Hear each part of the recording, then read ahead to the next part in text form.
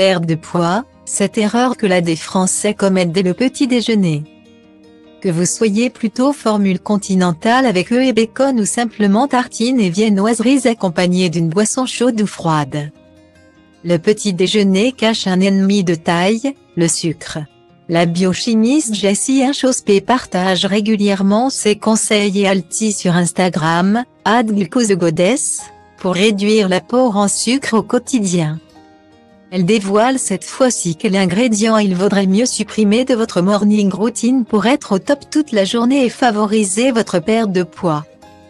Un grand bol de céréales avec du lait de vache ou autres laits végétaux, œufs brouillés et café noir constituent pour la plupart un petit déjeuner équilibré.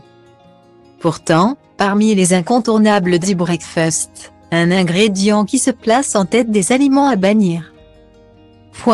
Il s'agit du jus d'orange. La biochimiste Jessie Inchospé publie Faites votre glucose révolution aux éditions Robert Laffont et décrypte ce qui se cache derrière la traditionnelle bouteille de jus qui trône sur la table tous les matins.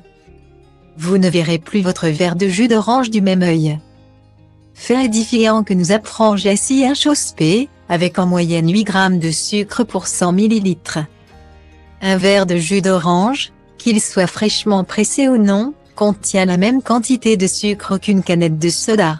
Non pas que l'on vous recommande de consommer votre soda préféré au réveil. Mais si vous pensiez faire un meilleur choix pour votre santé en optant pour un jus de fruits frais, c'est raté. À noter également que l'organisme ne différencie pas les sucres provenant des fruits, fructose, et les sucres provenant de soda, glucose. Ces excès de sucre vont être directement transformés en graisse par l'organisme. Ce qui expliquerait pourquoi vous ne parvenez peut-être pas à perdre du poids. Pour obtenir un jus d'orange, toutes les fibres du fruit sont retirées lors du pressage et de la filtration. Une bouteille de jus d'orange standard ne contient donc plus que du fructose, comprenez des molécules de sucre mal assimilées par l'organisme. Il vaut ainsi mieux consommer des fruits entiers, des compotes ou des smoothies qui conservent encore toutes les fibres et vitamines comme la vitamine C.